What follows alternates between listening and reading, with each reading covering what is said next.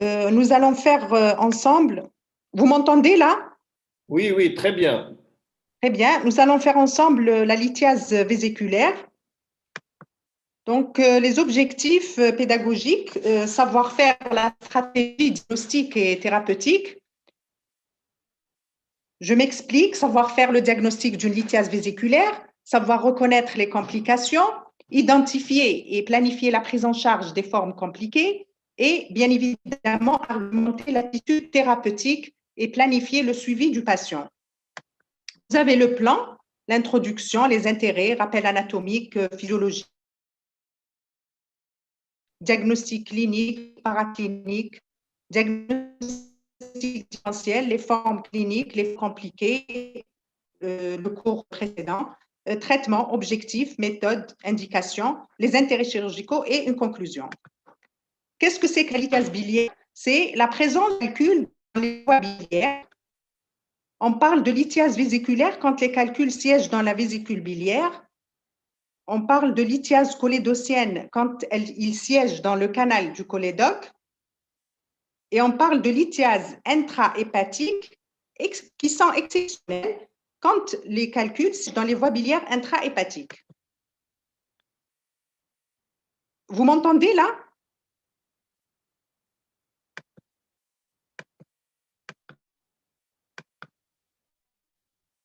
Vous Oui, m'entendez, monsieur? oui, Vous oui, m'entendez? oui, D'accord. on vous La entend. fréquence, donc il faut savoir ici qu'elle est fréquente, elle est de 15 à 20 elle augmente avec l'âge, arrivée jusqu'à 60 à partir de 70 ans et plus, et asymptomatique dans 80 des cas. C'est une affection bénigne pouvant émailler de complications que mon collègue a déjà citées auparavant. Et il faut savoir que ces complications sont retrouvées en 20 des cas. Et parmi ces complications, nous avons la lithiase de la voie biliaire principale qui est retrouvée dans 10 des cas. Le traitement doit être à temps pour éviter les complications justement, dont la prise en charge est très lourde. Quant au dépistage, est inutile vu une portion de lithiase vésiculaire asymptomatique dans la découverte, elle est souvent fortuite, qui ne conduit pas systématiquement à un traitement. Parce qu'il faut opérer, il faut traiter, mais pas tout de suite. Quand elle est automatique, il faut attendre. On y arrivera. Je réponds à la question posée lors du premier cours. Donc, comme j'ai dit, elle est de 20 à 30 elle augmente avec l'âge pour atteindre 60 Le sexe ratio, elle est de 3 femmes pour un homme, donc il y a une prédominance féminine. Près de 80 des patients ayant un calcul vésiculaire est asymptomatique. 20 des cas se compliquent. Ces complications, il s'agit de la migration du calcul dans le canal cystique ou dans la voie biliaire principale qui constitue la LVBP, la lithiase de la voie biliaire principale. Les autres complications, elles ont déjà été faites en détail, je les cite ici. Cholécystite, l'inflammation et infection, migration de calcul dans la voie biliaire principale, la fistulisation dans un organe de voisinage et la cancérisation, calculocancer et la cholécysto-pancréatite. Les facteurs de risque sont nombreux. Il faut savoir ici l'âge, les sujets âgés, le sexe féminin, le surpoids, surtout les variations importantes de poids, l'alimentation riche en graisse et pauvre en fibres, c'est un facteur de risque, multiparité, femmes. Le prolongé, on retrouve les patients qui sont sous alimentation parentérale totale. On retrouve chez eux une lithiase vésiculaire au bout d'un mois, une hypertriglycéridémie et certains médicaments, à savoir l'hypocholestérolément à type de fibrate et même les oestrogènes. La lithiase pigmentaire, elle est due à une déconjugaison de la bilirubine qui est soluble sous forme conjuguée et insoluble sous forme déconjuguée. Nous avons aussi la colonisation bactérienne biliaire qui favorise la déconjugaison et donc la précipitation de la lithiase pigmentaire. Nous allons faire l'anatomie. Elle a été faite par mon collègue, je la refais là. C'est la connaissance de l'anatomie des voies biliaires, elle est indispensable aux chirurgiens, aussi bien pour les techniques de l'exérèse hépatique que pour la chirurgie des voies biliaires extra-hépatiques. Donc ici, la vésicule biliaire, il faut savoir qu'elle est située au bord antérieur, comme vous voyez ici, du foie, entre le segment 4 et 5. Donc sa longueur, elle est de 8 à 10 cm, sa largeur de 3 à 4 cm. Donc elle a la forme du noir, comme vous voyez, avec un fond, le corps et le col, c'est ce qu'on appelle le jabot vésiculaire. Et là, vous avez le conduit cystique, le canal cystique. Donc, la vésicule biliaire, c'est un réservoir placé en dérivation sur la voie biliaire principale qui vient par là, on va la voir tout à l'heure. Avec elle, ici, c'est le canal cystique, vient par la suite la voie biliaire principale. Donc, vous voyez ici, la voie biliaire principale, elle est à ce niveau. Ça, c'est le cholédoque. Ici, c'est le canal commun hépatique qui vient du canal hépatique droit et gauche. Et tout ça, ça forme la voie biliaire principale, le canal hépatique plus le cholédoque. Donc, c'est la voie biliaire principale. La voie principale se termine le plus souvent donc, dans le duodénum, dans le deuxième duodénum, comme vous voyez ici, avec le canal de Wirsung. Vous avez le canal phréatique avec le canal, la voie biliaire principale, qui se termine dans le D2 et vous voyez ici, elle est entourée d'un appareil sphinctérien complexe qu'on appelle le sphincter d'Oddi. Donc, je récapitule ici. Donc, on distingue les voies biliaires intra-hépatiques, voilà, comme vous voyez ici, et les voies biliaires extra-hépatiques et accessoires, la voie biliaire principale et la vésicule biliaire avec le canal cystique qui est à ce niveau. Et le canal, le canal pancréatique se termine au niveau de D2, entouré d'un appareil complexe qui est le sphincter d'Oddi. La vascularisation artérielle, l'artère cystique issue de l'artère hépatique droite qui vascularise la vésicule, vous voyez ici. Donc, cette artère cystique se situe dans le triangle de Callot. Le triangle de Callot, je vais revenir ici pour vous expliquer ce que c'est. Il est formé, j'explique tout de suite, il est formé au bord inférieur du foie, le canal cystique et la voie biliaire principale dans la dissection doit être soigneuse, qui est un temps essentiel pour le chirurgien pour faire une cholécystectomie. Donc ça, c'est le triangle de Callot. Au niveau du col de la vésicule, donc au niveau du col de la vésicule, cette artère cystique se divise en deux branches, droite et gauche. La vascularisation veineuse, donc le retour veineux de la voie biliaire principale et de la vésicule se fait vers la veine porte, et la vésicule, quant à elle, peut se drainer également directement dans des petites branches intrahépatiques portales. La physiologie, vous savez que le foie déverse environ 1 litre de bile dans le canal hépatique. Donc, les voies biliaires constituent l'ensemble des canaux collectant la bile synthétisée dans le foie jusqu'à son écoulement dans le duodénum. Donc, pendant les périodes du jeûne, le sphincter d'Oddi est fermé, la bile reflue dans la vésicule qui se remplit. Et par contre, lors d'un repas, l'arrivée du contenu gastrique dans le duodénum, ça entraîne un double réflexe, mécanisme neuro-hormonal. Donc, le sphincter d'Oddi qui se relâche et s'ouvre et la vésicule biliaire se contracte, entraînant bien sûr l'évacuation de la bile vésiculaire dans le duodénum. Lorsque la vésicule contient des calculs, les mouvements de la bile, bien sûr, peuvent entraîner une mobilisation de ces calculs. Donc, la formation, on va parler de la lithogénèse, comment ces calculs se forment. La formation de calculs implique deux facteurs. La modification de certains constituants de la bile et l'existence d'un réservoir qui est la vésicule biliaire dont le rôle est de concentrer cette bile sécrétée par le foie. Donc, la bile est un milieu aqueux, constitué de 85 à 95% d'eau, avec d'autres constituants, les pigments biliaires. Donc, vous avez le cholestérol, bilirubine, des substances aussi solubilisantes, à savoir la lécithine et les acides biliaires. Et le maintien de la bile à l'état de solution est conditionné par l'équilibre justement entre la concentration en cholestérol et en substances solubilisantes qui sont la lécithine et les acides biliaires. Comment se forment ces calculs? Donc, le cas de lithiase biliaire, donc la bile devient lithogène. Dans quel cas? C'est lorsqu'elle contient du cholestérol en excès, lorsqu'elle présente un déficit en substances solubilisantes, et parfois, c'est les deux facteurs qui se conjuguent. Nous avons la formation de ces calculs. Mais aussi, la sursaturation de la bile en cholestérol, elle aboutit aussi à la précipitation de lithiase cholestérolique. Dans certaines circonstances, les substances peuvent précipiter, en dehors du cholestérol, des substances cholestéroliques. Donc, la maladie hémolytique, la bilirubine produite en excès, elle est éliminée sous forme non conjuguée, donc non hydrosoluble dans la bile, la lithiase pigmentaire, la précipitation en lithiase pigmentaire. En cas d'hyperparathyroïdie, par contre, c'est l'augmentation de la concentration en calcium, de calcium dans la bile qui favorise la formation de lithiase calcique. Vous avez les aspects ici, c'est les pigmentaires, elles sont noires. Les cholestéroliques, en général, c'est des jaunâtres. Et vous avez les mixtes. Pardon. L'anapathe, l'anatomopathologie, donc l'aspect de la pièce, l'aspect de la paroi vésiculaire.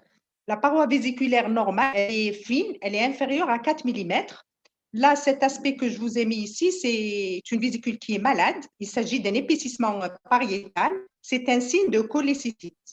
Quand c'est une vésicule normale, elle est fine, elle n'a pas cet aspect.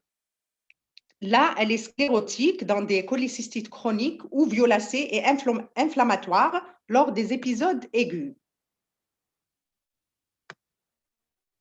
La nature des calculs, donc vous en avez deux types.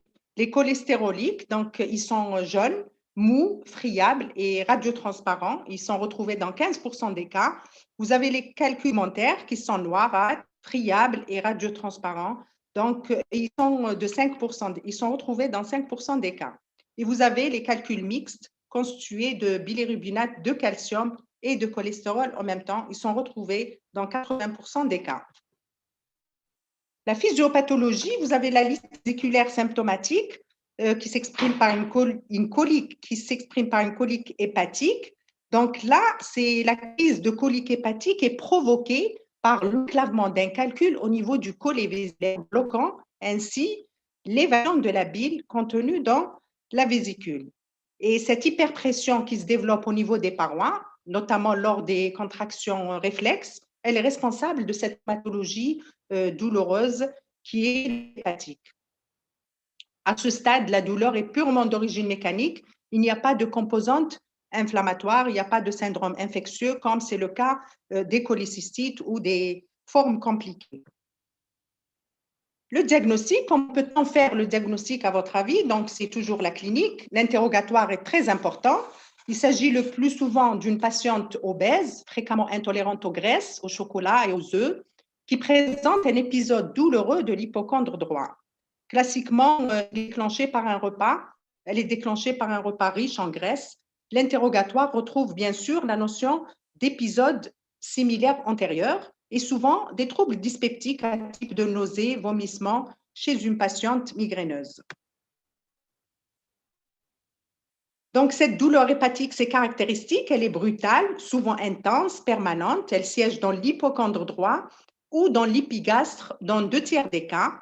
Elle est intense à type de spasme, inhibant la respiration avec des irradiations postérieures. Donc, elle se retrouve au niveau, elle irradie vers l'omoplate droite, c'est ce qu'on appelle en bretelle, ou bien en postérieur.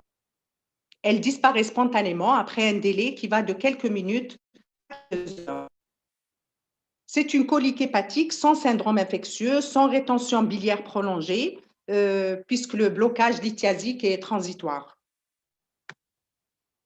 L'examen clinique, donc en général, l'état général, il n'existe ni fièvre, ni état de choc, ni l'inspection ne retrouve pas d'ictère, la voie biliaire principale étant libre. La palpation retrouve un abdomen souple, sans défense.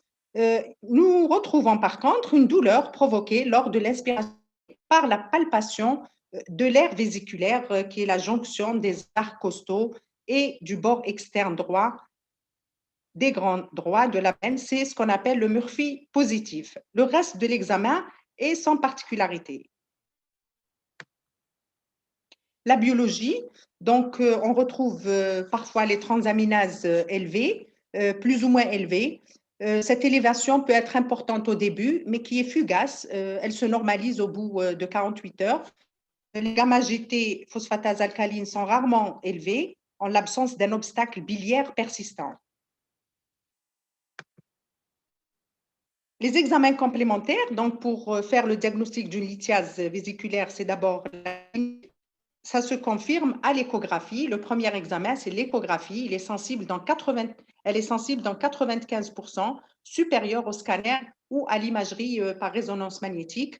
Donc, comme vous voyez ici, on retrouve les calculs, soit des calculs vésiculaires de petite taille, donc même de 1 à 2 mm, qui sont visualisés à l'échographie, soit c'est une image en cône d'ombre, donc présence de calculs hyperéchogènes avec un cône d'ombre postérieur, mobile, avec les changements de position. Donc ici, l'échographie, elle permet aussi de nous montrer par des signes indirects la dilatation de la voie biliaire principale qui pourrait témoigner d'un obstacle persistant et des signes associés de complications, à savoir la cholécystite par l'épaississement des parois vésiculaires. Ici, vous avez des images échographiques, donc ça, c'est des calculs. Et là, c'est les formes compliquées. Là, c'est la voie biliaire principale qui est dilatée. Et là, c'est surtout la cystite. C'est une vésicule gangrénée qu'on voit à l'écho. L'ASP n'est pas contributif pour le diagnostic de la lithiase vésiculaire. On le fait parfois, mais on peut retrouver une calcification dans l'hypocondre droit, peut être vue sur l'ASP, mais le diagnostic est fait par l'échographie abdominale. Les autres examens complémentaires, bien sûr, le scanner, l'IRM et même l'échoendoscopie, c'est surtout dans les formes compliquées. Mon collègue a déjà parlé et a expliqué longuement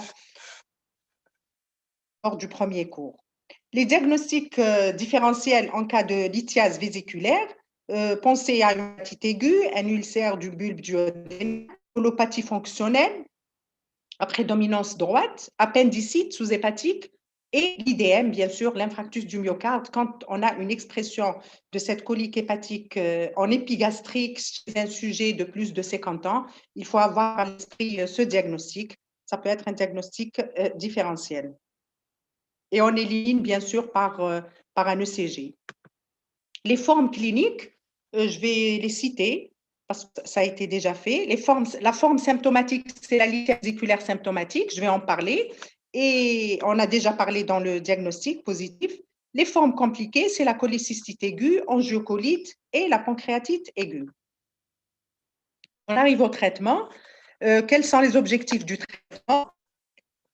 Donc, c'est de soulager le malade de sa douleur, la prise en charge du système infectieux dans les formes compliquées, bien sûr, et enlever le réservoir de calcul, donc c'est-à-dire l'ablation de la vésicule, c'est ce qu'on appelle la cholécystectomie, pour éviter les récidives de ces coliques. Les moyens, nous avons des moyens médicaux et chirurgicaux. Donc, le moyen médical, c'est le traitement de la crise par des antalgiques, antispasmiques et anti-inflammatoires, antibiotiques en cas de fièvre dans les formes compliquées. Nous avons le traitement par les dissolvants et le traitement par la lithotricie qui ne sont pas utilisés, mais il faut les connaître.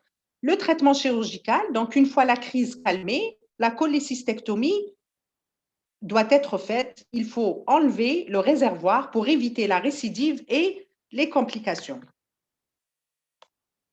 Le traitement dissolvant, donc c'est l'acide kénodésoxycholique, le Kénodex et l'ursolvant. Il est efficace que sur lithiase cholestérolique lorsque la vésicule biliaire est fonctionnelle. La durée du traitement est au minimum de 1 an, donc son efficacité reste faible car le taux de rechute après du traitement est élevé. Donc, il a des indications qui sont exceptionnelles.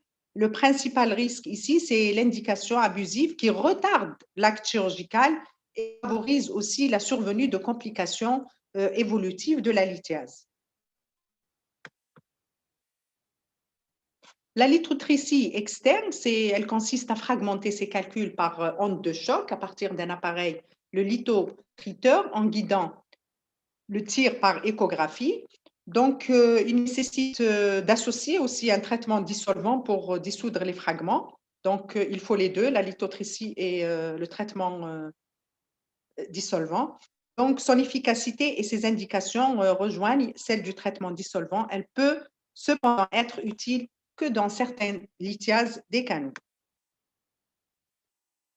La chirurgie, donc il faut savoir que le traitement de la lithiase biliaire et de la lithiase vésiculaire est avant tout chirurgical, c'est l'ablation de la vésicule biliaire. C'est ce qu'on appelle cholécystectomie.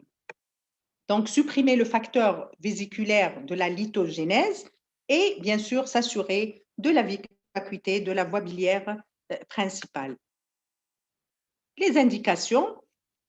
Donc, je réponds à la question qui a été posée à mon collègue lors du premier cours. La lithiase biliaire asymptomatique, évidemment, on fait une abstention thérapeutique et la règle devant une lithiase biliaire de découverte fortuite, donc elle est asymptomatique. On informe le patient des symptômes susceptibles de survenir donc, et des risques évolutifs de cette lithiase, en particulier le risque à long terme. Donc, la surveillance clinique régulière, elle doit être régulière. Donc, et il vaut mieux opérer le malade étant jeune. Donc, on aura d'autant plus tendance à conseiller une intervention quand il s'agit d'une microlithiase. Pourquoi? Parce qu'il y a un risque de migration vers la voie biliaire principale, mais aussi vers le pancréas et risque de lithiase de la voie biliaire principale et de pancréatite. Le traitement de la colique hépatique, donc lithiase vésiculaire symptomatique non compliquée, je l'ai déjà dit, donc le traitement médical à type d'antispasmodique, Péros, ou plus rarement en cas de crise rebelle par voie intraveineuse. Le traitement symptomatique, ce sont des antispasmodiques, Péros, ou mieux IV, c'est le Spaspan, diète et le repos au lit.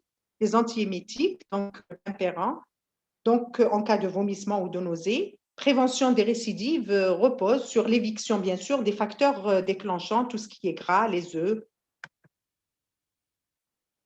La lithiase biliaire devient symptomatique en fonction des crises, donc l'indication opératoire est la règle. Cette indication doit être modulée en fonction du risque opératoire, bien sûr, lié au terrain. La cholécystectomie, donc nous avons actuellement deux voies, la célioscopique en indication et la voie conventionnelle, c'est la laparotomie. Là, c'est la célioscopie, vous voyez les trocars, la méthode célioscopique. Et là, c'est les voies d'abord que nous utilisons, soit une voie sous-costale, soit transversale, soit la médiane. La voie que nous pratiquons, c'est surtout la sous-costale ou transversale.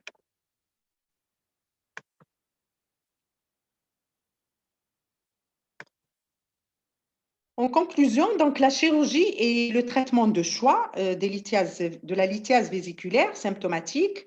Voie d'abord, je l'ai déjà expliqué, la sous-costale droite et plus rarement par voie sus-ombilicale.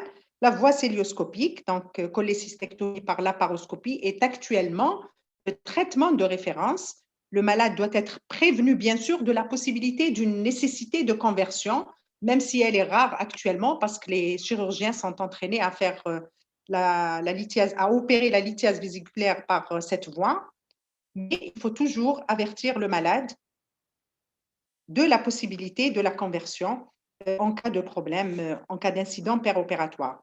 Les contre-indications donc de cette voie d'abord, de la voie célioscopique, sont l'insuffisance respiratoire sévère, le péritoine, antécédents chirurgicaux du même site. Les avantages de cette voie d'abord sont nombreux, l'absence de cicatrices, pas de douleur ni complications pariétales, la reprise alimentaire précoce, l'hospitalisation et la reprise d'activité est rapide aussi. 95% des cholécystectomies pour lithiase vésiculaire sont réalisées par laparoscopie et bien sûr sans oublier l'analyse de cholécystectomie qui est obligatoire.